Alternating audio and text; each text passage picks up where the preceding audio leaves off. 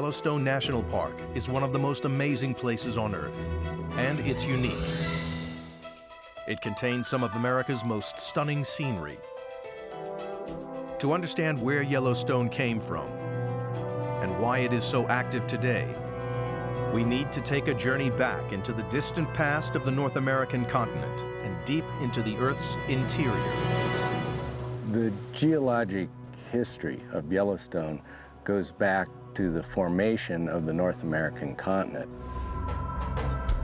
For nearly a century after Yellowstone National Park was established, nobody realized that the park is located inside one of the biggest volcano craters on Earth.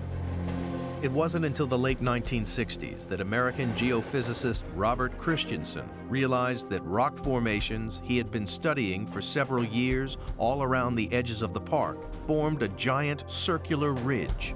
He compared his findings on the ground with a series of NASA pictures, confirming that the ring was the rim of a giant crater 45 miles across. Finding the crater coincided with another scientific discovery in California. Scientists identified a strange thin layer of ash buried underneath the modern-day soil. The ash matched material from the Yellowstone crater. Dating the soil layers proved that the ash arrived 640,000 years ago.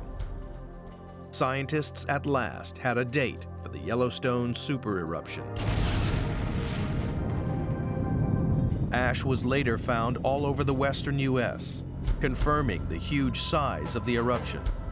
We're looking at this deposit from a super-eruption, and yet we're over 50 miles from the source of the eruption. The geologists have recreated what must have happened here on the day that Yellowstone exploded.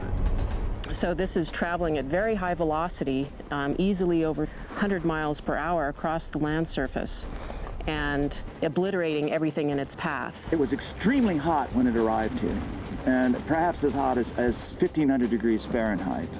In April 2006, geologists published new diagrams of hot structures far deeper under the park. Investigators saw for the first time the sleeping monster that lies below Yellowstone Park. Our best estimates now, as we start doing the physics and the dynamics of these things, it's like a conduit of melted rock, like a chimney.